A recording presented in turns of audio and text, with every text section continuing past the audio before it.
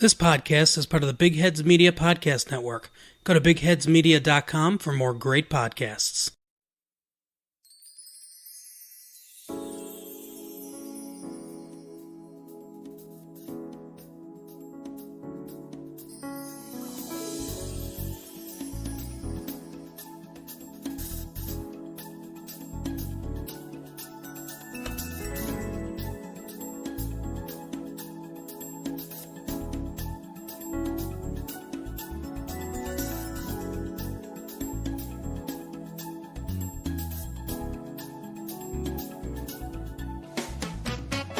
Hi there, folks, and welcome to TV Tuners.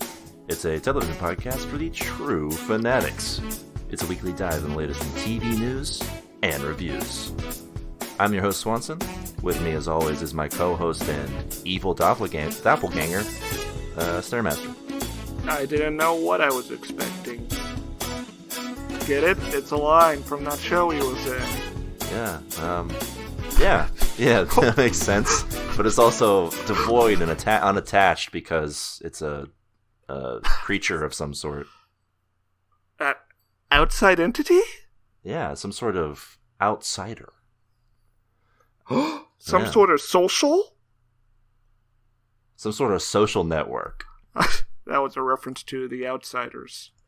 And with us, as always, is our other co-host and detective determined to catch a culprit, Kioran. Yeah, he's guilty, and I'm gonna prove it, even though there's evidence that he's innocent and a rock solid alibi.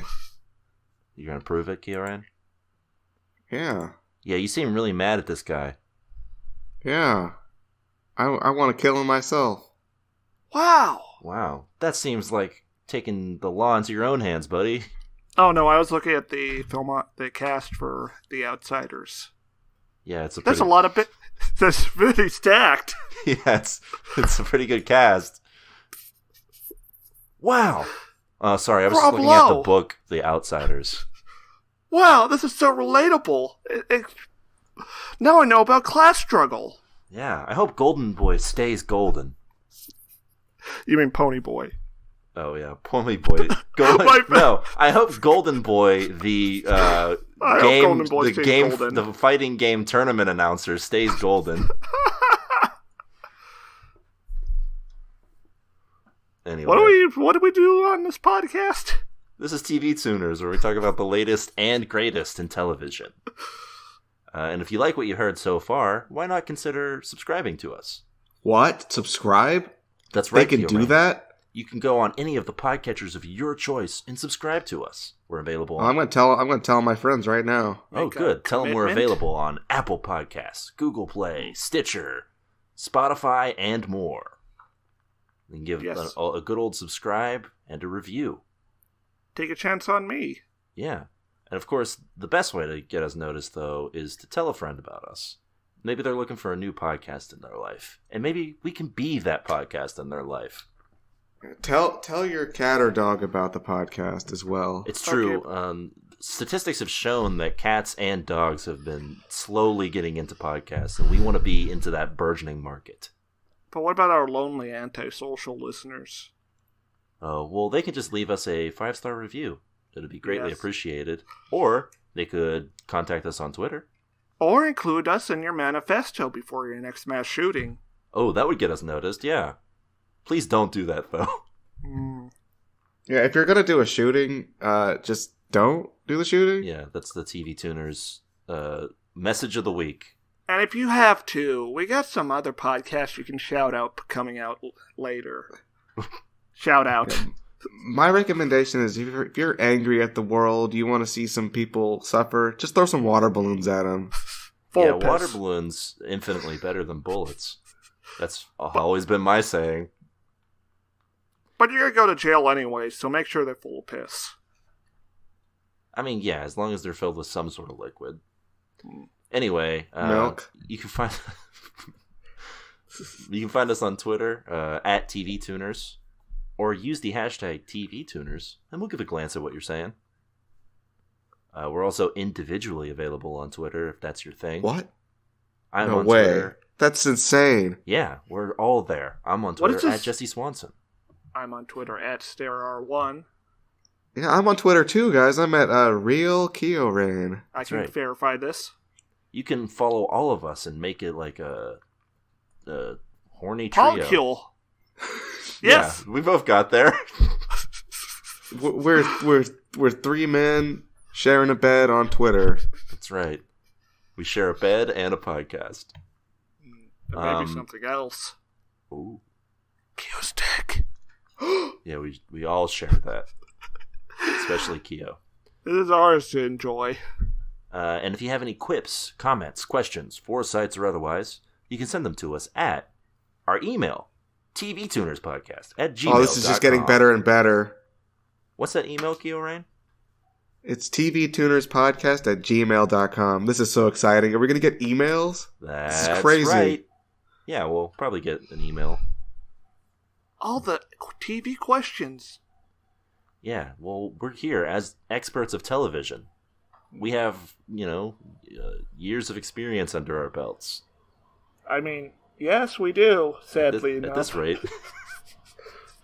We're veteran podcasters, each with our own unique cases of PTSD. Yes. And on that note, let's get into the podcast, guys. What'd you watch this week? Anything exciting? Oh, that bad, huh? I feel like I watched something, but I can't remember. There's Swiss cheese brain comes I together. didn't watch anything. I watched that fan dub of Sonic Adventure 2, where the guy playing Robotnik talks about pissing on the moon. Yeah, you all know I've that seen, one. I've seen that one. That's a good one. All right, well, I guess I'll mention that I saw Uncut Gems. Finally. Yeah, what'd you think? It was good. Did it make you feel? Was it a feel-good movie for you? No, but I mean, I appreciate a movie that makes me want to take a Xanax afterwards. Yeah.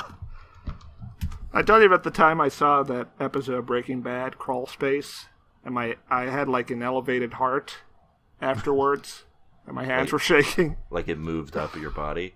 Yeah. Oh. Yeah, it was a good time. I'm kind of bummed Sandler didn't get any Oscar nominations. And now he's threatening to make a movie so bad on purpose.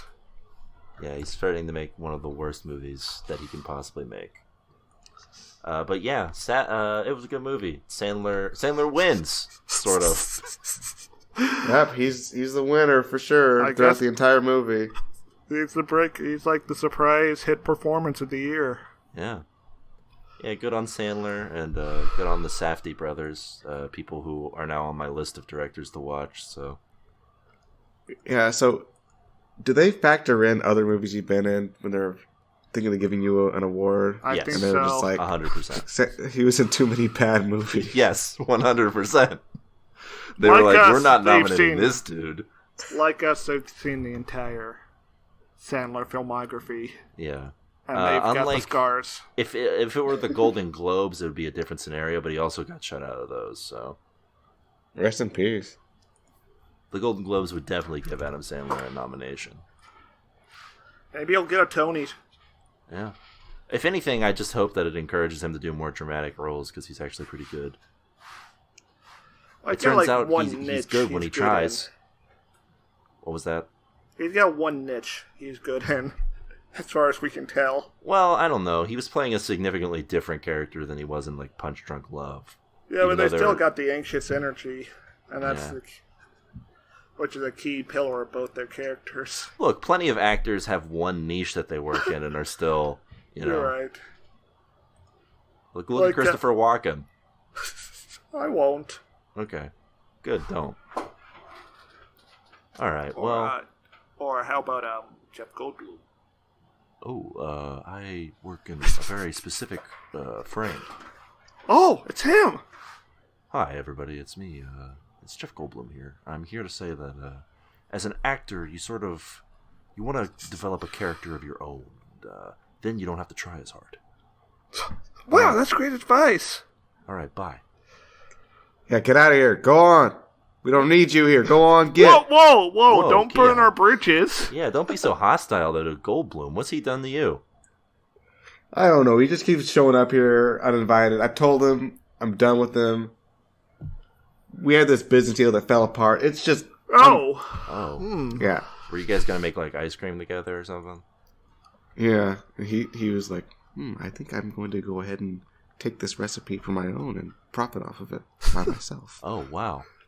Wow, that is a betrayal. That is, yeah. Betrayal by Jeff Goldblum. Yeah, I don't want him around the studio anymore. All right, well, I guess I'll get some, like, posters put up and it will say no Goldblum. Yeah, I was thinking something like that, or maybe like street signs out in front of the building. Yeah. What if I get like a sign of like the Star of David? Oh no! Goldblum's face. With an X I don't know, it. Swanson. I think there might be some baggage associated with that sort of imagery. Oh, you think? You might be playing with some tropes. There's like a slight anti-Semitic tinge to that concept. Yeah, you're probably right. Now just so I'm on board now. I'm just imagining the unaffiliated. Oh, what? Yeah, I'm a fascist now. Wow, I guess Keo's voting for Bernie Sanders. Wow, yeah. No, he's a fascist, not a sexist. But he's anti-Semitic. Oh, That's yeah. Just like Bernie and Jeremy Corbyn, Swanson. Yeah, that tracks. Thank you for explaining my joke. All right. Well, since I was the only person who watched anything that they could remember, let's go ahead and get on with the news, huh? Yep. All right. It's been a busy week. The TCAs were this week, the Television Critics Association, which meant that a lot of networks were announcing shit. Some of it good, some of it bad, most of it bad. So, that of course comes with stuff like this, where Dwayne Johnson and NBC announced that they're doing a sitcom together about the young life of The Rock, aka Dwayne Johnson. Hold on, is this Dwayne Johnson the person or The Rock the character as portrayed in WWE? Entertainment media. I'm gonna guess it's about Dwayne Johnson the person. Oh. So this is not affiliated with WWE. No, WWE has nothing to do with this one. Instead, they're making a Netflix comedy with The Big Show. And Mankind will not be showing up. I mean, we don't know. Mankind could show up, but I don't think Dwayne Johnson and Mick Foley knew each other until much later in life. Oh, that'd be pretty funny if he was like in his high school. Especially because they wrestling age in this sitcom. Well, you would be the teacher. But then he goes I hope there's wrestling in this sitcom. Well, his dad's a wrestler, so probably. Rest in peace to Rocky Johnson, who passed away. It's okay. They'll put him in through the power of CGI. But also, good on his dad for being named Rocky Johnson. So are you talking about a sitcom with a CGI dad? Yes! It's about time. Honestly. Yeah, we've got the technology. Why haven't we done it? Yeah. Johnson himself will apparently be appearing in every episode, so I'm assuming he's going to be like a narrator or some sort of like, this was me when I was younger. Can you believe it, guys? I think he's going to be playing Rocky Johnson. So you think he's going to play his dad?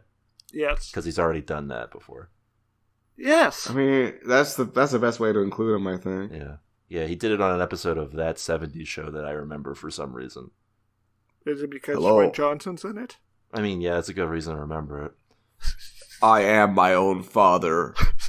The episode was cleverly titled That Wrestling Show. Which I guess sort of gives you the caliber of joke that was contained within. Very powerful jokes, yeah. That 70s Show, maybe we should watch that for a Christmas episode sometime in the years to come. I don't know about that, Swanson. I'm not sure I'll be able to handle it. Yeah, well, how many years until they make a That's 90s Show? They already tried that. I mean, The Simpsons did. No, I mean, they did. Oh, no, sorry. It was That 80s Show that they actually tried. How'd that go? It lasted like 2 episodes, I think. It had the guy who plays Dennis in Always Sunny before he was Dennis. So it looks like that 90s show is probably not happening then. Oh. Yeah, I don't think. I'm sure we'll get that. They're gonna skip to 2000s. Yeah, it's that 2000s show. Anyway, this show is being produced by the producer for Fresh Off the Boat, which is just ending, so that makes sense for them to come in just in time for that. From Off the Boat to on the That's show. An official TV Tuners tune out on that Rock show. Oh, what if it crosses over with Young Sheldon? That's a double tune out. The Young Rock and the Young Sheldon. Okay, what if The Rock body slams Young Sheldon and severely injures him? Well, you know that kid's only 11 in that show. That might be a little. I just want to make sure everyone's clear here before. A little too brutal. Yeah. What if the Young Rock is a little bit like Everybody Hates Chris? Oh. Like Chris Rock show about him being young. Everyone hates The Rock. No, I can only think of Everyone Loves Raymond. Okay, what if the Young Rock is like Everybody Loves Raymond? It's just the Rock. It's just the Rock as Raymond, and then a young kid, and then all the same cast, even though two of them are dead. I didn't expect mankind to run me over with that forklift, Deborah. I can't wait for The Rock to interact with his brother, Brad Garrett. Oh, everyone loves The Rock. Played by Jonathan Banks. Sure. Clearly his brother would just be John Cena, right? I don't know who is who anymore. The Rock's brother is played by John Cena. What are you getting about this? We went into Ray Romano territory, and the boundaries just became so muddled. Yeah, it's Everybody Loves The Rock, where The Rock is Ray Romano and John Cena is his brother. What aren't you getting about this, Stairmaster? I thought you were going back to the original show. It's very serious. I'm sorry. Anyway, Everybody Loves The Rock is premiering sometime next season. Probably fall. Is The Rock an only child? No, I don't believe so. But he's Yeah, the only The child Rock has- that matters. The Rock has an evil twin brother called Darkstone. Mm-hmm. Fun fact about The Rock, if you don't know this, Roman Reigns is his cousin. Oh. Hence the reason why Roman Reigns is popular with a certain someone. Fun fact, The Rock has an evil brother. His name is Kakor. Uh-huh. Well, what else does he do? Because it's Rock backwards. It's the Rock backwards, Swanson. Yeah, what else does he do? What's the opposite of people? He gives the nothing. He gives a person knee. He gives the nothing knee. Hey, it's a work in progress, folks. We'll get back to you with the bit when it's done. Does he ask people to taste what he is eating? Yeah. Can you taste what the Kakor is eating? The Kakor. Oh, man. And he's best friends with mankind. I don't think he would be that boisterous. I think he'd be more soft-spoken. Oh, yeah, you're right. Can you taste what the Kakor is eating? Oh, so he's very formal. He's dressed like a golfer. I think he would be best friends with Stone Cold, or Stairmaster, because... Hello, this is Kiro Run. Because The Rock is best friends with mankind by the end of their careers. And enemies with Steve Austin because they're such big prima donnas. They can't get along. Yeah, their personalities don't clash, or do clash. All right, well, let's go from the young Rock to a man who... Is old? Well, I was going to say taller, but yeah, sure. Taller than The Rock? That's right. His name is Jack Reacher. And Amazon wants him. It is true. Jack Reacher is famously tall. Yes, which is why he was played by famous tall man Tom Cruise. So how many Jacks we got? That's two whole Jacks that Amazon has now, as they've got Jack Reacher and Jack Ryan for their Jack cinematic universe. Swanson, are you implying there's going to be a crossover? I mean, I guess there could be, even though they're two different properties by two different authors. From two different genres, kinda. Is it two different genres? What's Jack Reacher's genre? It's more like a noir guy. I mean, he's usually just solving mysteries and like conspiracy. The biggest thing he'll usually deal with is like a conspiracy by an arms company to murder some people. Yeah, see, I never got that impression from. I guess I never watched Jack Reacher, so I don't know. Yeah, you never. Fuck off. So yeah, Amazon announced recently that they're moving forward with a Jack Reacher TV show. It'll be adapting the first book, which is titled The Killing Floor, which I can only assume is about a floor that eats people. Alright, so when is Amazon going to purchase 24? Here's the question. Are they going to bring back Werner Herzog for this adaptation of Jack Reacher? Was he in one of the movies? Yes. Was he a bad guy? Yes. Was he the same character that he was in The Mandalorian? Yes. Oh, okay. I'm looking for the baby Yoda. Jack Reacher, you will bring me baby Yoda. Grief Karga spoke very highly of you, Jack, Mr. Reacher. Reaching is a very powerful profession. And you are the jackest of them. Yeah, so anyway, Jack Reacher is going to be there, and he's going to be with Jack Ryan. They don't mention Jack Ryan in the press release for this, but I mean, it's bound to happen at some point, right? It's going to be like you remember the Jimmy Timmy Power Hour? Then imagine it's all Jacks. But no! I don't think you can do devastating. Like broadcasting blocks, scheduling blocks on a streaming service. Yeah, but what if it's a crossover? Oh God! Jack Attack. Oh, I remember now. And then you get the post-credit scene has Jack Bauer. Yeah, that'll be a surprise appearance of Jack Bauer.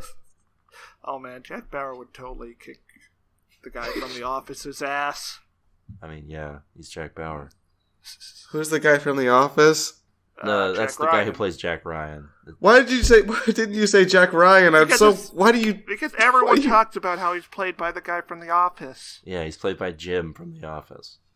You know, the guy who does all those reaction gifs that you see everywhere? Yes. The one who shouts no? No, that's Steve Carell. He's God the one who damn makes it, weird. no! He's the one who makes weird faces at the cameras, where he's just like, "Well." There's also the black guy who says hentai is art. Yes, I mean, is he wrong? No, he's not wrong. Oh, if you would like to learn more, follow me on Twitter @StarR1. Anyway, that's a tune out for Jack Ryan. And a tune in for hentai. Is there any other Jacks you want to see in this potential universe? Violence Jack? Oh? Well, there's one Jack I want to see. I want to see Jack Skellington? Yes. I want to see Jack Skellington in this universe. I also want to see Cherokee Jack. I get the reference. So, here's hoping. Now from Jax to John. John Wick, to be exact. Oh, Mr. Wick. That's right, the Baba Yaga himself. Don't worry, I've dispatched 50 of the greatest hitmen to stop him. He's a bounty hunter, when you think about it. I mean, he's a bounty killer. Yeah. So it had been reported January of last year that the network Starz was picking up a John Wick sequel series based on The Continental, the sort of... What is The Continental against there? That's where Lance Reddick hangs out. Yeah, it's like the hotel safe house, right? Yes, it's the hotel safe house. With Ian McShane's the manager of it. Yeah, it's for all the crime boys. Yeah. Star's boss, Jeffrey Hirsch, recently explained that the show's goal is to avoid interfering with the movies, which means that it likely won't premiere until after the release of John Wick 4, which is not happening until 2021. So you got over a year to wait until The Continental happens, I guess. Will they have Ian McShane? No, because I bet you he's dead by the end of this next movie. No! What, you mean in real life, or? Oh, no, I mean the character Winston is most definitely murdered by the end of John Wick 4. Oh, you think he wasn't, like, doing a... You think he and John Wick weren't in on something? I mean, he shoots... Okay, spoilers for John Wick 3. He shoots him off of a building. Yeah, but he aims for the bulletproof clothing. But it's still off a building. Yeah. Also, the director of the movie seemed to make it pretty clear in an interview I read that it was a betrayal of some sort, so... Oh, yeah, I thought so too, but I just like being cheeky on the podcast. I mean, I guess who has a better chance of living through the end of John Wick 4? Ian McShane or Lawrence Fishburne? I think Lawrence Fishburne's gonna die heroically. Yeah. He's gonna sacrifice himself. Keo, I know you love John Wick. What are your thoughts on this? He's gonna close the door on the microwave hallway while John Wick goes on ahead and he pulls out a katana. That's why I'm going to stop him. I hired 50 men. Oh. So you're like a big fan? You're not like a big fan?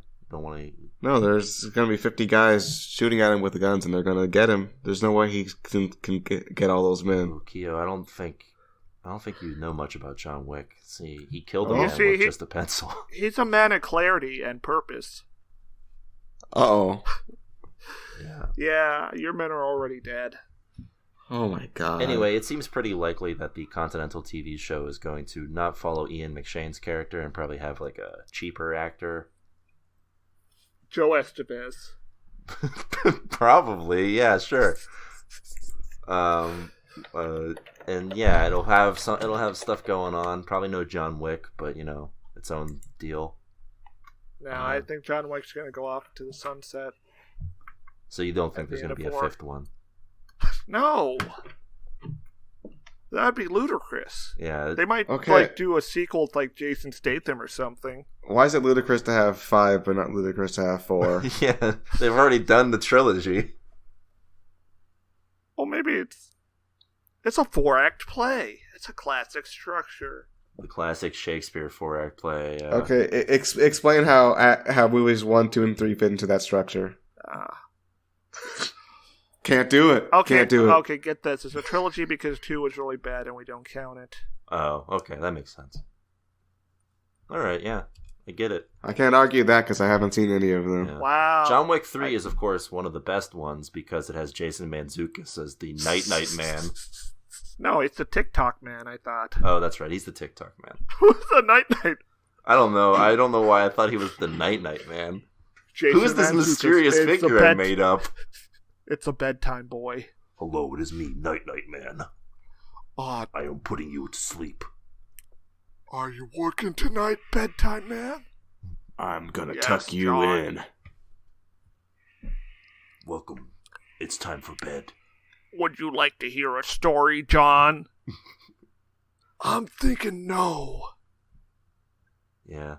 Anyway, sadly, Jason Mantzoukas will not be in John Wick 4. Oh, what? I mean, but he was alive at the end of 3. Oh, maybe he will be. I don't know. I'm just making guesses here. Well, you said it like a fact. He went home. Yeah, he's done with acting. Only podcasts. I guess me and Keo have to go watch John Wick after I make him watch Empire Strike Back and Return of the Jedi. So you're going to make him watch bad movies. You're going to make him watch Star Wars Episode 5 and 6, but not 4? He's already seen 4. He has seen the titular Star Wars. Oh yeah, I saw the man. He was like, "Oh, I'm gonna get the Death Star. I'm gonna shoot it." But he didn't believe in himself, and then that guy told him to believe in himself. Yeah, and then he did it. So and also that fat guy exploded. Yeah, Porkins. And then I wasn't sure if Obi-Wan died because the scene was really weird. Oh, wait, to be fair, when I showed that scene, when I showed the 4th movie to my girlfriend, which, by the way, Keo Rain and my girlfriend have watched the same number of Star Wars. And are the same person. Yeah, actually. When I showed this movie to Keo Rain, my girlfriend, she was also confused on whether or not Obi-Wan had just died. What? It was really weird. So how can you defend that stare? I don't understand All right, okay. What do you think happened? He said, if you cut me down, I will be stronger than ever or something. And then he hits him, and then his body just vanishes completely and just leaves the robes behind. What does that mean? He's one with the Force, Kyoran. Yes, he died. He died and therefore became stronger than ever because now he can guide generations of Jedi. Yeah, I thought he used his Force power to also, leave or something. Yes. Alright, so let's move on with the news, huh? No matter how far we get into the years to come, we'll never seem to get out of talking about Game of Thrones. Oh. And HBO seems to like that because they've announced that the Game of Thrones prequel series, House of the Dragon, is coming to HBO. Yes, that's how the song goes. Now do Reigns of Castamere. What? Do the Reigns of Castamere. Yeah, you know, the song that plays during the Red Wedding. Uh-huh. Anyway, I don't know that one. This new show, which we had talked about before, I believe, is now finally confirmed by HBO president Casey Bloys, who's writing it? The Bloys! Not... The Bloys! The Bloys showed up to announce a spin-off prequel, The House of the Dragon, which will show up on the network sometime in the year 2022, which means we have 2 blissfully Game of Thrones free years. And like we established, who's writing it? This isn't set like during the conquest of Westeros by what's his name, Targaryen. This is like set a century or so after. It's 8,000 years before the current show. What? 8,000 years? You gotta be kidding, because that's like. Oh no, sorry. I'm talking. I was talking about the prequel series that got canceled. Oh yes, good. Yeah, this is the one. This is the one that they picked up, which is based off of George R.R. Martin's fake history.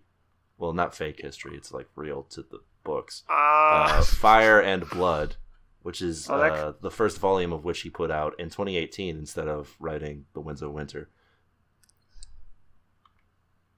He'll get around to it, Swanson. Quit complaining. He's not going to do it.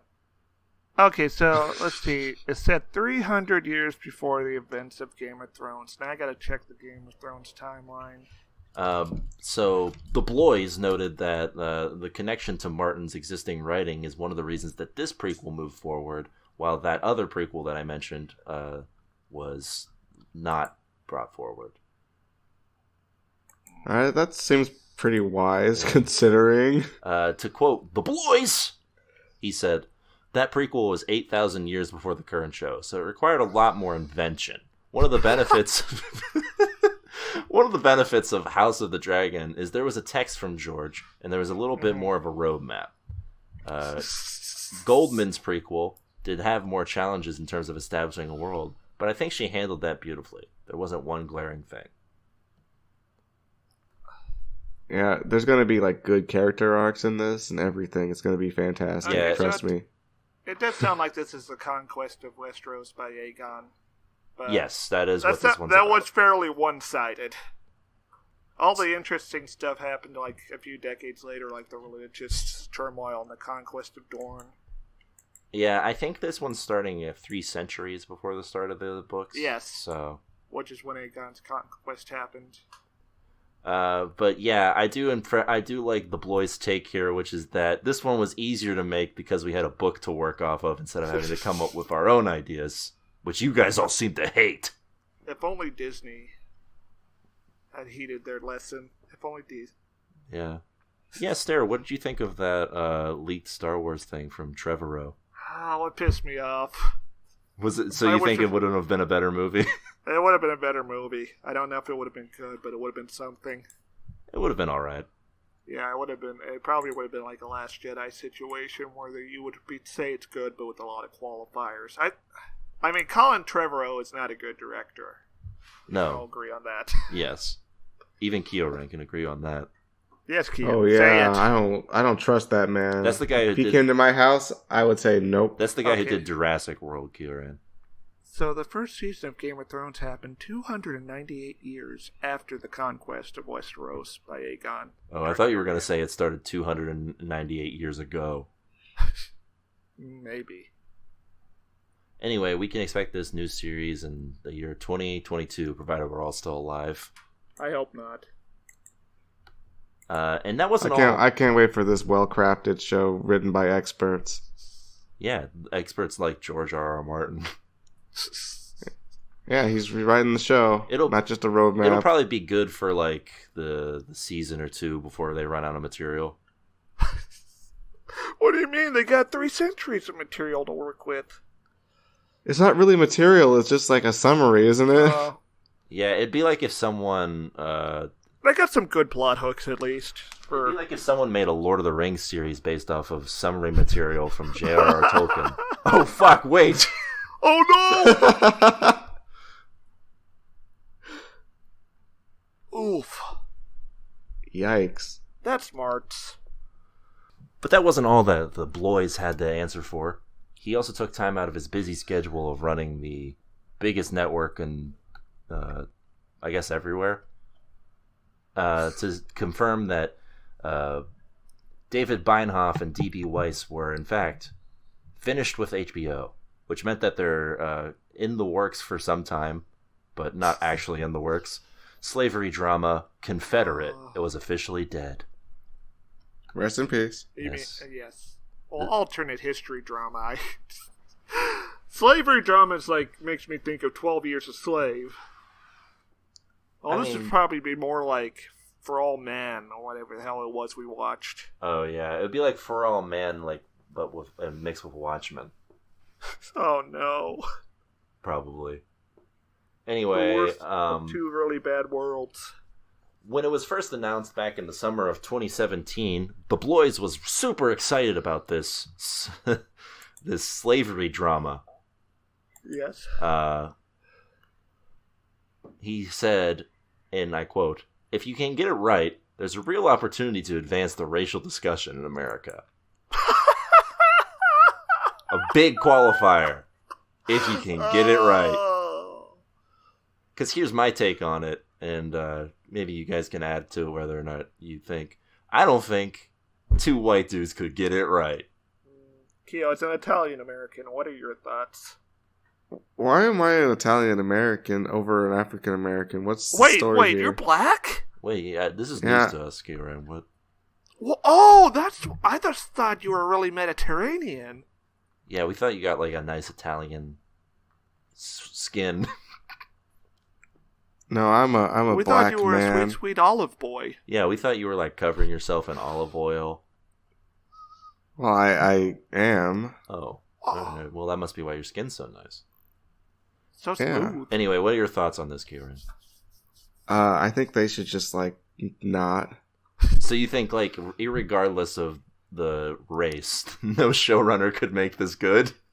No. I do not trust them to, and I doubt it'd be good, and just don't. So for the record, Confederate was a show in which set an alternate reality where the South won the Civil War and successfully seceded, resulting in a world where, quote unquote, slavery remains legal and has evolved into a modern institution.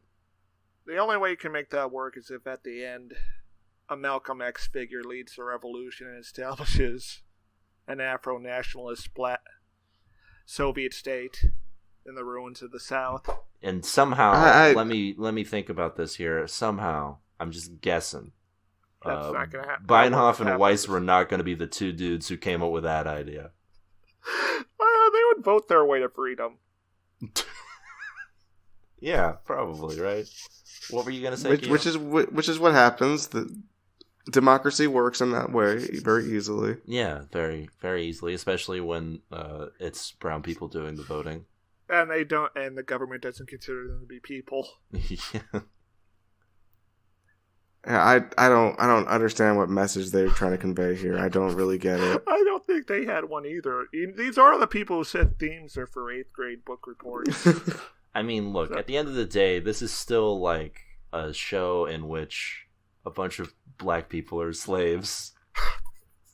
And I guess we just gotta watch it. Like, it doesn't even sound like something. Like, it doesn't sound like something that I want to watch. Yeah. The summary you gave me does not describe a plot. It describes a world. And when that's the read we're supposed to get from it, I just don't trust it. Not at all. Yeah, so after that land-breaking announcement and swell of unease, HBO backed off a little bit and said that the series was still in development but not being actively worked on, which for the past 18 months has been the word. But now that Beinhoff and Weiss are on the Netflix money, they have left Confederate behind for probably something worse, right? Until they get kicked out by Netflix. You think they're what's the thing? What could they do that would be a worse idea? Oh no! Well, like a Hitler biopic. They can't do a Nazi show because Amazon already has Man in the High Castle. Oh yeah, and that's kind of good from what I hear. Kramer Rouge. What was that? A show about Kramer Rouge. Oh yeah. A Pol Pot prestige drama. Yeah. Maybe like a Mussolini show. Maybe a show about like a sympathetic rapist or something. Yeah. Like Dexter, but instead of murder. Yeah, and he's real sorry about it. Oh, so they make a drama about like a Harvey Weinstein or Jeffrey Epstein. Yeah, 100%. And he's got a family he has to take care of. Yeah. And the wife really doesn't like what he's doing. and yeah, he's real he's real upset about it. He's trying to work through it. Oh, he's a tortured soul. Yeah. Yeah. Beinhoff and Weiss are proud to announce their first feature film, Epstein. Little St. James. Yeah, that's good. I'm just picturing a scene where he's like he's like therapist shoving the child down the cellar with a stick. That's the opposite of what I was going for. I was thinking he's got a therapist scene where he breaks down. He's all upset about it. Sopranos. Yes, exactly. Yeah. Dr. Melfi, when the Clintons wanted to sacrifice that child, I didn't know what to do. Oh yeah, it would also mention Pizzagate. Well, I mean, Pizzagate is real, as we've learned from the Epstein stuff. Yeah, so it would mention Comet Ping Pong. Well, I mean, it's Comet Ping Pong. Yes, Keo. What are you talking about? I mean, we got proof that Hillary Clinton is involved in child trafficking. Yeah, but it had nothing to do with Comet Ping Pong. Pizzagate is not real. Tomatoes. Okay, that's a very dangerous thing you potentially said, though.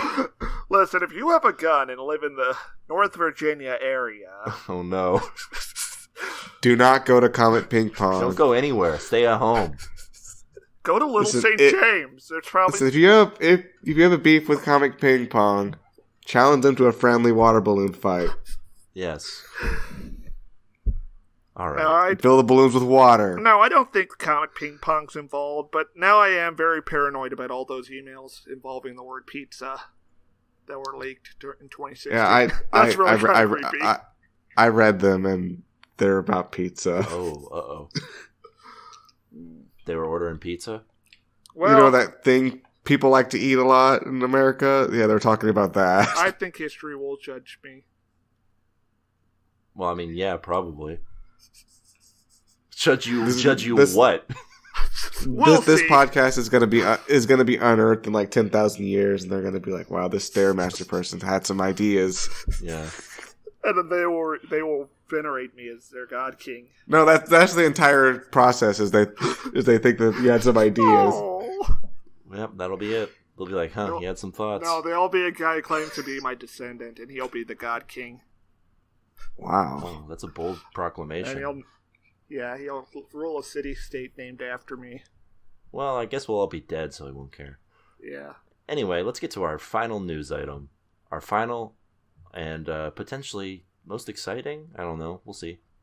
AMC announced just today, in fact, a little bit before we started recording, that Better Call Saul has been renewed for one final season. Wow. That's right. That brings the total of Better Call Saul up to 6 seasons, technically more than Breaking Bad, but they'll have less episodes.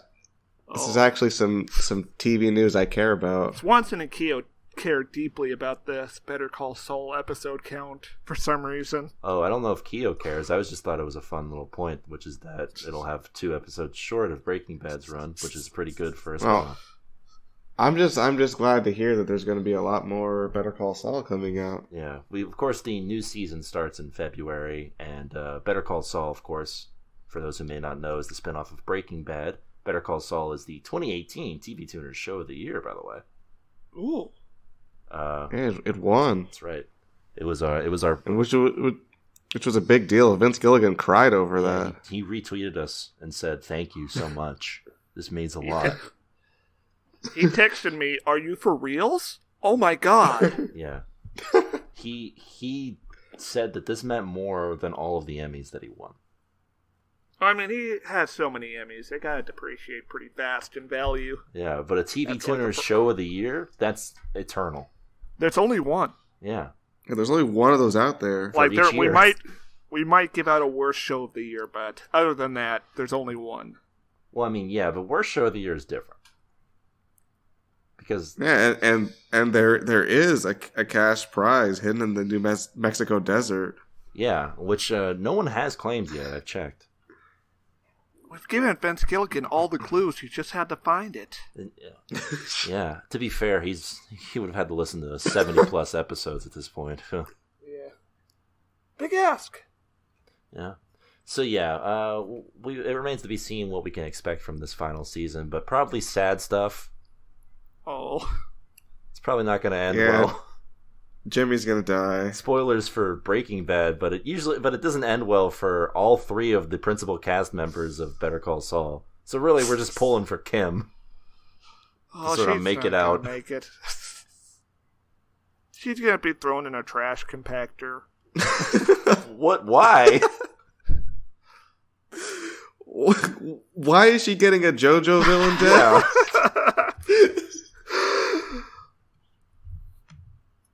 Did she, upset Jotaro in some way? Yes, he pissed her off. That's why she lost. Oh, no. Yeah, I'm really, really hoping that her story ends by her just leaving into the sunset, and that's the last we see of her. Yeah, no, she's going to be homeless. I would hope she gets some sort of Jesse Pinkman-esque ending, where she gets, a nice little happy ending after all this. A slave for a year. Well, hopefully not that kind. I meant permanent psychological scarring. That's not the ending, Stairmaster. Yeah, but it's gonna be with him for the rest of his life. Well, I mean, we've all watched El Camino, Stair. We know. Hey, have you seen El Camino, guys? He'll be fine, Stair. He's gonna have his good old life. He's gonna be a woodworker. Hey, guys, have you seen this thing called El Camino? We should recap it. Guys, listen, okay, so it's this guy, Jesse Pinkman. Okay, so we open, or by the riverside, you can hear the brooks bubbling. Anyway, Better Call Saul is going to be coming out. We still have more Saul with us, at least 20 more episodes with these 2 seasons. So hopefully it doesn't take another year off and we have to wait even longer. And if you're listening to this and you have not watched Breaking Bad or Better Call Saul, we've failed you. Yeah. Because you need to watch that. Hey, have you heard of this show called Breaking Bad? Yeah. What is this one about? Okay, so this guy is he's got a dead end life. He works he's a high school teacher, but he has to work at a car wash in order to pay his bills. He's a chemistry genius who's just kind of blundered his skills and now is doing nothing really. And then he kind of gets this wake up call when he finds out he has cancer. So he decides to make a lasting fortune for his family by dealing meth with his former high school student. But he did not account for unintended consequences. And hijinks ensue. Yes. So look, Breaking Bad, a highly recommended show. It's in our pantheon, or at least my pantheon. I think you two agree with me, of greatest shows of all time. But is it? It's the kind of show that you lament other shows not being as good as it. Yeah, it's Breaking Bad, The Wire, The Shield. Those are the shows that you need to watch. Deadwood. Uh-oh. The list started veering into things I haven't watched. Look, I'm gonna give a suggestion here. Oh, Mad Men, you guys should watch that. I'm gonna give a suggestion here. We didn't talk about it in our end of 2019 episode, but that was technically the end of a decade. Breaking Bad, shit. The best show of the decade. I guess. TV tuner show of the 2010s. Breaking Bad. I guess. You know what? Yeah. I mean, logically speaking, it's probably the show that's had the most impact on the three of us, right? In terms of what we like in TV. Definitely. Yes. Like, we can't speak to shows we haven't watched, so it's definitely mine. Yeah, I would say it's... certainly is so iconic and, yeah. Yeah, it's like that. It's either Breaking Bad or Mad Men for me, so I gotta go. And I didn't see Mad Men. Yeah, so, I mean, if we want a unanimous TV tuners agreement, it's gotta be Breaking Bad. I mean, what is even the competition? Fargo? I mean, that's got Bob Odenkirk in it, but only for one season. Yeah, I could see Fargo being in the conversation. The Good Place? Yeah, I would say that's in the conversation. Oh no, I guess we gotta do our best at the 2010s now. Sorry if you wanted to listen to I would say BoJack Horseman. Yeah, no, sorry, we're going to get to The Outsider next week. BoJack Horseman I put in there somewhere. Yeah, no, it's Breaking Bad. It's Breaking Bad. It's Breaking Bad. Yeah, it's Breaking Look, Bad. even if we're not just talking about our own personal opinions, there's even including Mad Men, there's no show that's had like the cultural impact of Breaking Bad in the decade. It's got to be Breaking Bad. So there you have it, folks. TV Tuner's show of the 2010s, Breaking Bad. Vince Gilligan, we're expecting your tweets.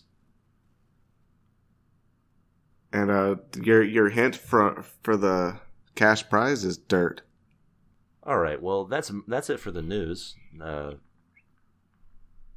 think we broke a record for longest segment of the news. By the way, there's a lot of news to uncover. And we talked about it all. So now it's time for a segment near and dear to everyone's hearts. Advertisements. That's right, buddy. Let's take a quick break and talk about a podcast on the Big Heads Media Network. He's laughing because he remembered it. He was totally intending for that to be the segue. This was the intention. As you know, we're part of the Big Heads Media Network, a podcasting network. What? And there are other great podcasts on this network, like this one, Voices of Misery. Oh, that sounds like our podcast. Well, yeah, maybe. Or just the part with our I speak. If you want to get an idea what these guys are about, give a listen. Now. Hey, what's going on, everybody? It's a Nerd. And Nerdette. From the Voice of Misery podcast. If you want a show that's about pretty much anything, it's a variety show about life, love, mental health, the pursuit of happiness, and a ton of different interviews going from Karen Parsons to Ava Devine and other various adult film stars to just random people on the street that I think are interesting. You should give us a shot.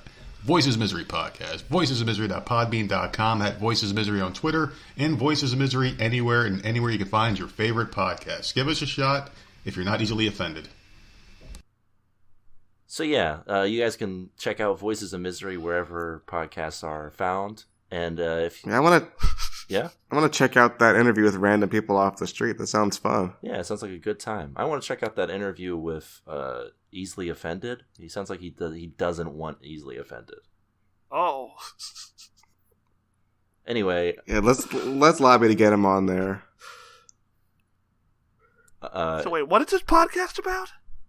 No. Don't worry about it. Okay.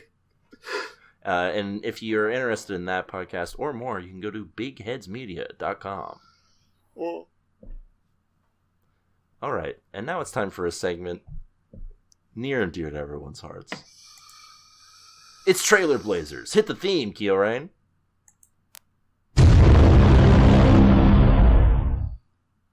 That's right. Trailer Blazers is back in the year of our Lord 2020, and we've got a pretty good trailer to talk about here. Sarah already mentioned it. It's Fargo. Oh More gosh. Fargo's coming out. Oh my gosh. Yeah, Fargo is back with more Midwestern goodness. Crime. Yeah, Midwestern crime and glory? Question mark? I don't think there's much glory on this show. Yeah. This fourth season, I think is this the farthest back they've gone? Season 2 was in like the 50s, right? No, it was in the 70s, and season 3 was back in at least this decade, I think. Oh no, yeah, this is the 50s. What am I thinking? This is the 50s or the 20s. I'm not a... Yeah, I can't tell. We're not history buffs here on TV Tuners. Let's just put it that way. Yeah. Anyway, we're not crime history buffs. Yeah. This follows a sort of rivalry between an Italian gang and a black gang, featuring Chris Rock. The Black Mafia. The Black Mafia? Yes. Black Mafia. Black Mafia. That's a thing? It is. Yes. Yeah, it is. They made a movie about it. I remember seeing the trailers for that.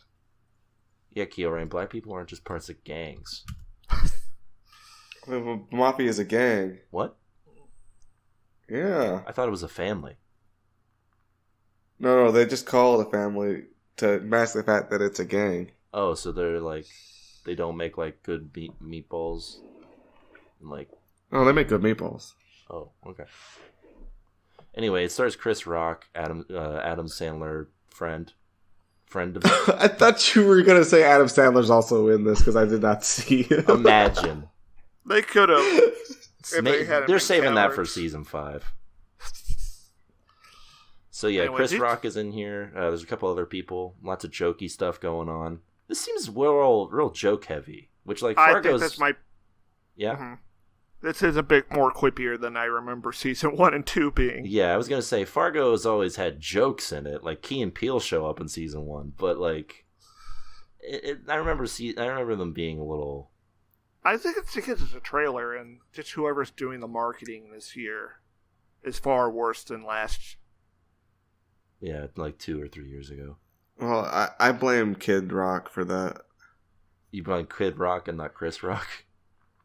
Yeah, Kid Rock. Why did I say kid? I don't know, but you did. This is all Kid Bop's fault. Yeah. Where does the name Kid Rock get into my head? Explain that to me. With the kids singing? Kid Rock is That's Kid's Bob. Kid Rock is the singer. The ba de ba. Okay, I blame Chris Rock for the quipping. That's my theory. They're like, oh, we got Chris Rock. We got to make this funny. Oh, I guess so. Because they also have Jason Schwartzman, who's like a kiddie boy. He's a kid guy. He likes the kids. He likes the kid. Well, I don't know. He might have been on the flight logs. Anyways, there's 2 mafias, and they're going at it. These boys are going to clash. Yeah. There's a lot of... We got characters. I don't know what's going to go wrong. Probably everything. Chris Rock, despite all of the quippiness, Chris Rock doesn't seem to be doing a lot of the quipping. He seems to be more... He doesn't seem like he wants to be there. Do you think Jackie Chan is going to be in this? Or wait, no, that's Chris Tucker. Yeah. Yeah, get your black people straight, Starmaster. I'm sorry. It's not about their race, it's about their Chris.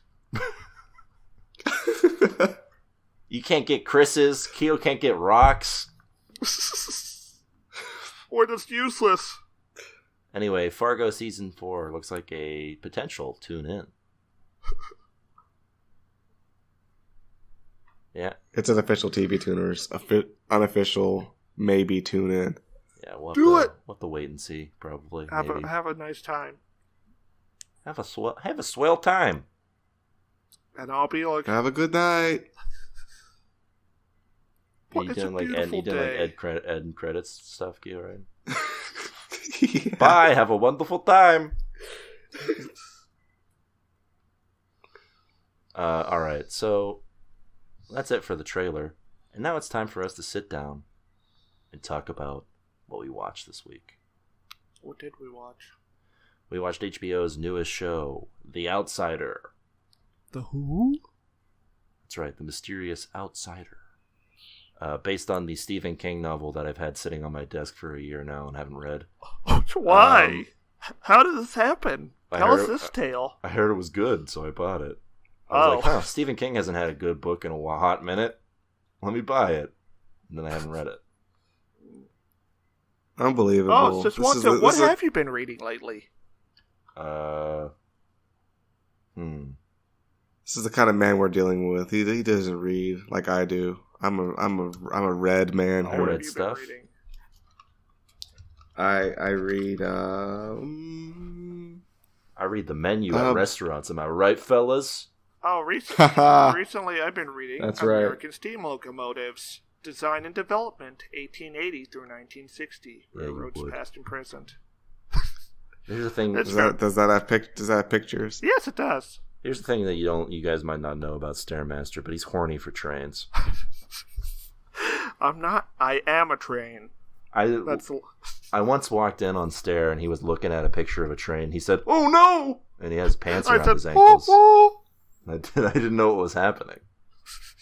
I said, "Come on, Swanson, ride the train."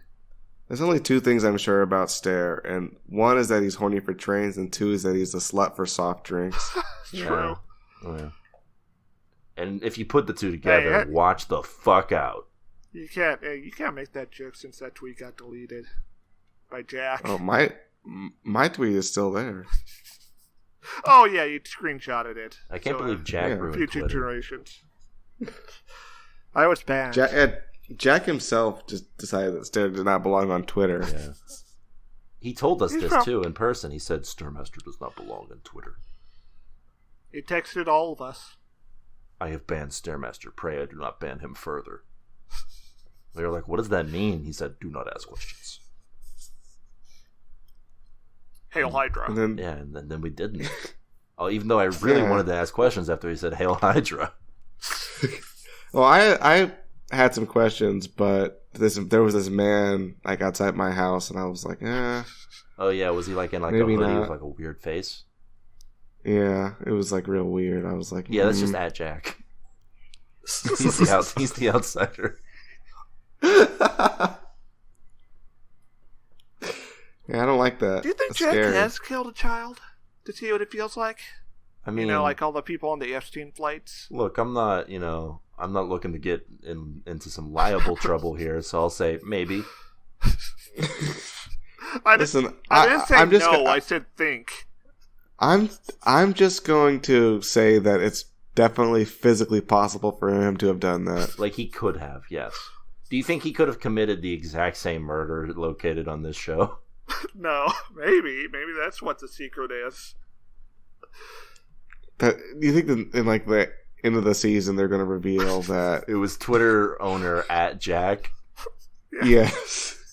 Why did he change his name to @Jack? That was such a strange move on his part. Yeah, he doesn't want anyone taking it. All right, so we open up with this fairly grisly murder scene. That child looked dead. That child was dead. Like, I saw that corpse and I was like, oh, a demon got him. Yeah. I think anyone in that situation would come to the same conclusion. No, I think it's just an ordinary man who's a coach and teacher. Yeah, I think it was just a real ordinary dude who just murdered this child with no, like, look of weaponry used at all. Like, no knives or anything. Like, you know, they do go a lot into the detectivery, but they don't talk about the murder weapon at all. No, because apparently it was method. They don't talk about the murder method at all, which is, like, the weird part that I feel like should be mentioned. They like to talk about that stuff. All they talk about is that he used teeth at some point. And a stick. Oh, yeah. Which, like, okay, but how did he rip this child from asunder? He's a powerful man. Yeah. So we get introduced to our, I guess the lead character, which is the detective, Ralph, I think is his name. He's played by Ben Mendelsohn of Star Wars fame. Who is he in Star Wars? He's the bad guy in Rogue One. Oh! The guy from the meme! Yes. We stand here on his accomplishments, not ours. That's correct. He was also in the Netflix series that I don't think anyone watched, including myself. The Island. No. We won't. I watched that.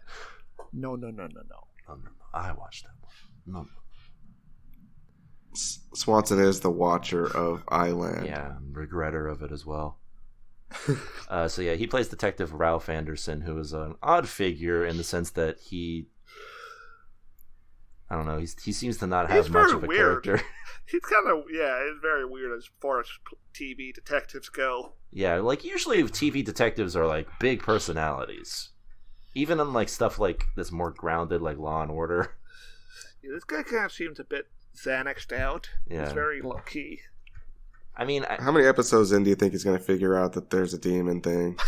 Probably my hope, second episode. Probably like fifth. This is a 10-episode series, so that makes sense.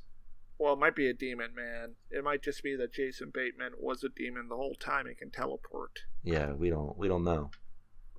We don't yet know what the deal is here. Just that it's Stephen King, so there's going to be some monster. Yeah, and some weird sex stuff and an ending that isn't quite satisfying. Yeah. But you're glad that you enjoyed the journey, so you're not too harsh on it. Yeah. Yeah, probably. And luckily, unlike It, this isn't split into 2 movies, so it won't... And there's no child sex. Yeah. So what you're saying is that he's astral projecting himself and killing a child. Yes. I think he's just he's stepping into like a service tunnel that's part of hell, and that's how he's getting from one place to the other. Oh, Service Tunnel to Hell is a new Stephen King novel, I think.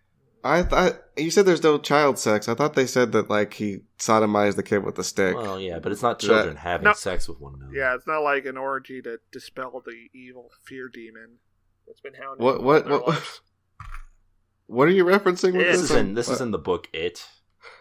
After they defeat the clown, they have an orgy to celebrate becoming adults by defeating the clown. That sounds scarier than the clown. Yeah.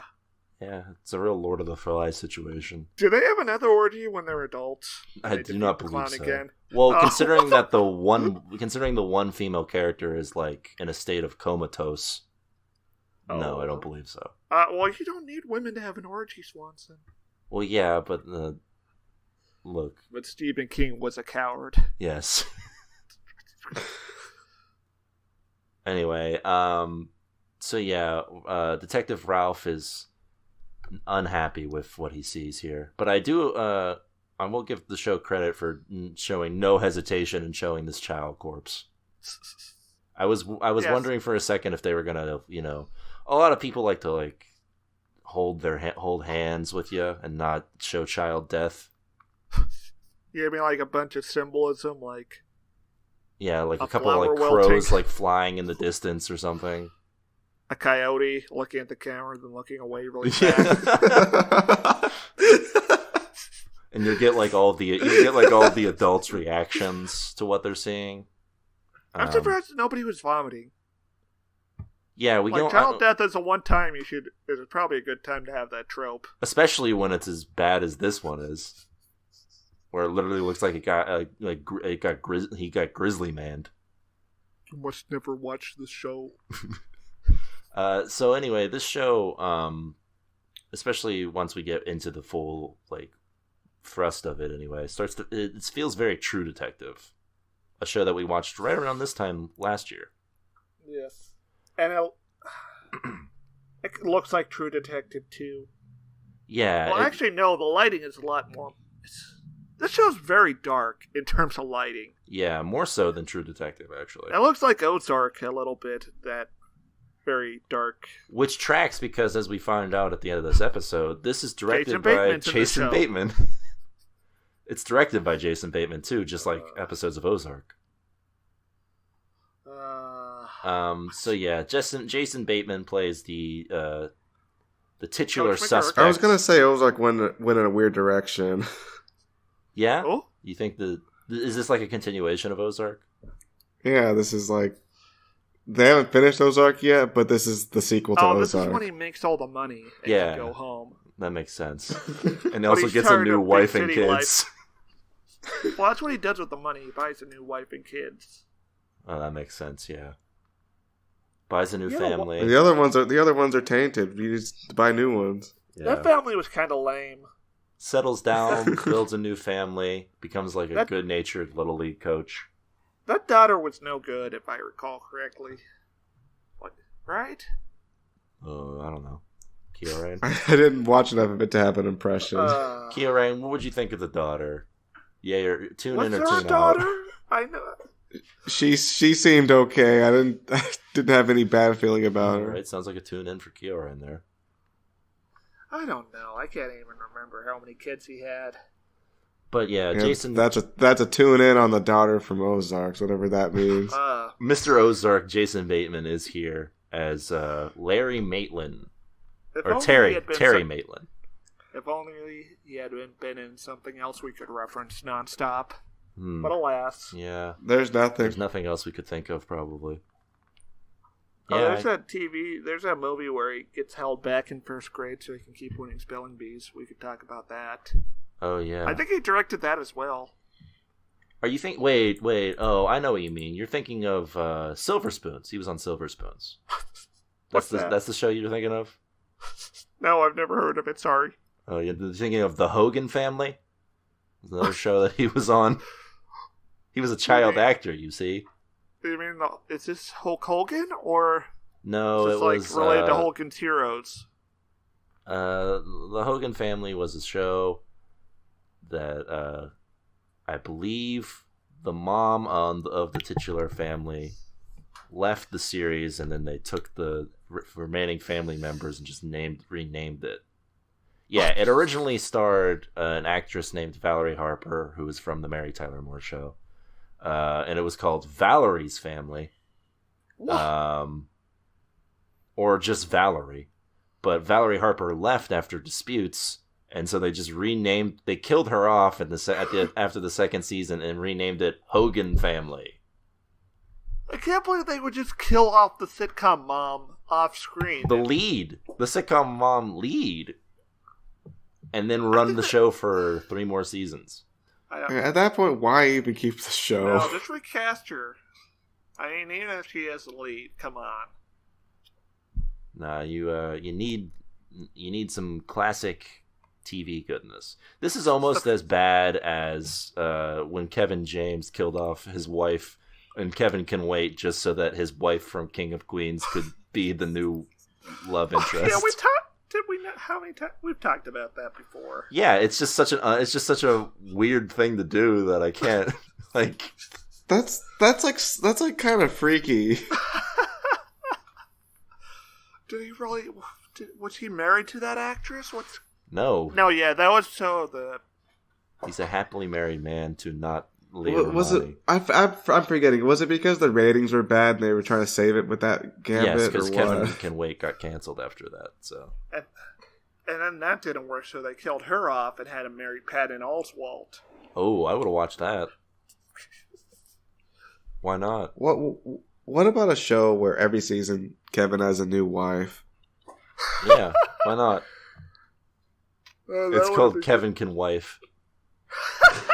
Well, and also he's killing the wives. So once he made the best drift, we can end the episode. Well, yeah, that's the reveal at the end of like the first season finale is that he's killing the wives, and then like the second season is like I guess the second season is when you reveal that he's killing the wives, right? Yes. I mean, if he was having a different wife every episode, you could do it the first season, but then it would be too obvious. Yeah, you'd go through too many female actors. So yeah, Terry Maitland gets arrested for this crime. He gets arrested in public, which is highly illegal. And well, I don't think it's illegal to arrest someone in public, Swanson. No, highly illegal. I do not consent to this joinder. No, they make a huge example out of him because cops love doing that kind of shit. Cops love doing this cop shit, man. Fucking ACAB. Anyway, I mean, in this case, I think it's a little justified to try to stick it to him, considering what they thought he did. Yeah, like, I get it. But also, turns out they just made Well, we don't know that they're wrong. We don't know that they're wrong until way, way later. Well, we still don't know if they're wrong. I guess it's true. He could be a primordial beast, for all we know. Yeah, the killer could be his stand. Yeah. Once Jason Bateman's character gets arrested is when I think the show actually starts to be like entertaining. It takes like a half hour to get there, but I think it's a little bit racist when we get the jail scene, the jail D plot. Yeah. I'm really glad Swanson did not introduce me as guy in jail who wants to. I think you'll be happy to know, Kyo, well, that Kyo, I did not consider it at all, actually. If you want to be guy in jail, you could just, use your racial ability to teleport into prison, as we previously established on television. Just like in the hit TV show Hostages. Yeah. Classic TV show. Wait, so Kieran, you're telling me that you're not going to be saying at the end of this episode, blood for blood, baby? Yeah, I doubt I'm going to say that. I bet that came straight from the book. Oh, wait, no, he doesn't say that. He says, blood cries for blood. That's the actual quote. Yeah, I just love the idea of introducing tension into the plot by adding a scary black man who's going to do something. He's in jail, so of course it's black people who are going to menace him. I mean, to be fair, though, it is Atlanta. It's in Georgia. They're in Georgia. Yes, so. I know. But I'm not saying it's unbelievable. I'm just saying it's funny. Yes, it is fun. And it's also funny that it's the only, outside of an elderly black woman, the only people of color that show up are inmates. Yeah, in the show that takes place in Georgia. Yes. To be fair, it's a suburb. Oh yeah. It's been probably heavily gentrified. So yeah, they have all the evidence that they need. He has like 1 million fingerprints on this body. 70 fingerprints on the body. They have witnesses that see him, especially one who sees him with his face covered in blood. Multiple find him with bloody face. And one of them finds camera footage where he just camera. eerily stares into the camera. And he's being oddly conspicuous, like showing his face everywhere, talking to people while covered in blood, waving at children. When he calls a taxi, make sure that the dispatcher is informed that he's taking the fare. Yeah. I wonder what's going on with that. It's kind of weird. Yeah, and Detective Ralph is also interested in that. He's like, "What's up with this guy?" He's like, he wants to be caught. The sick pervert. But he still has a hard on for him though, despite all this strangeness. Maybe it's like The Simpsons. What was that guy's name? Armand Tanzarian? Maybe Jason Bateman's character stole his identical twin's life. Oh yeah. The town, and now he wants revenge. That could be interesting. Maybe they got captured in the Gulf War, and he took on his name and face somehow. Yeah. And DNA. I mean, yeah, sure. Why not? Did they confirm DNA in this episode? Yeah, they do at the end. They confirm the fingerprints, and fingerprints are a product of DNA. So yeah, it seems like they have him pretty much dead to rights, which explains why they're willing to go so like ruthless on him and just arrest him in front of everybody and make an example out of him. But then they find public access television broadcast with of him 90 miles away. Yeah. To be fair, at the time of the murder. It's not public access. I thought it was like TV. I thought it was like a video online. No, it's public access. They say public access TV because it's a teacher's conference. Oh, yeah, I guess that makes sense. And for some reason, this Little League coach, this gym teacher is talking about censorship in books. No, he's an English teacher. Oh. I assumed he was a gym teacher since he was a coach. No, coaches can be anybody who works in the school. No, Jason Bateman is a total English teacher. Yeah, he's definitely more English than gym teacher. Mr. Ozarks does not teach gym. So he has like a solid alibi, but they're like, nope, he's definitely guilty. We got to figure out how he did this. I think the thing that I'm most impressed with in this show is that they introduce a bunch of characters. None of them are like fun. This is a very bleak episode, which like I get it, a child has been murdered brutally, but like the closest we come to like fun is this private eye who gets hired by Jason Bateman's lawyer. I thought you were going to say the mom having a breakdown and beating things with a baseball bat. No, that's not fun. There's nothing fun about that. She has a heart attack and dies. Oh, what? Yeah, she's dead. I didn't know that. I thought I guess they don't make it super clear. But they have, like, her son being told that she's dead by the doctor. Rest in peace. I might have looked away at that moment. But yeah, they do have the whole family of Frank Peterson, the child, is falling apart. I think it's a little too convenient to just have, like, the mom die. But I don't know I guess they are still examining what's happening with that family, but it's definitely in a way that, like, is different from True Detective, which was very focused on the family. This one seems less focused on the family and more on the person who may or may not have committed the murder. Well, yeah, who cares about the victims of the crime? Yeah, this is the interesting. We want to look at the criminal as a cool one. Yeah. And our modern police force thinks that way too. True. They don't actually care at all about what happened with this lady. Yeah. Because Detective Ralph is only focused on making sure that he gets what he needs. We also have a DA dude who I guess is sort of interesting in the sense that he's very self-serving. Yeah. He's got politics. It's sort of like The Wire. Who cares? It's like a much less interesting version, yeah. But yeah, we get that slow motion table destruction, which is like kind of interesting. We also get near the end here, because there's a work by Stephen King. It's time for some creepy children stuff. So one of Terry's kids has to, like, mention that she's hearing voices or something. No, he's here. She says. Yes, which could mean he's in a room, Swanson. He's there. I assume that's a demon basement. It's a monster. You think it's a demon? You don't think it's like her dad's twin? Well, I mean, why would his twin murder a child? He didn't. He did, but his twin... I don't know. Maybe his twin's just trying to get back at him for something. What if this is a spinoff of that Paul Rudd show? Oh, yeah. There you go. Yes, this Jason Bateman's the shitty one. Much darker take on the situation. Yes. I can't even remember what the show is called. Living with Yourself? Yeah. We watched that, in November?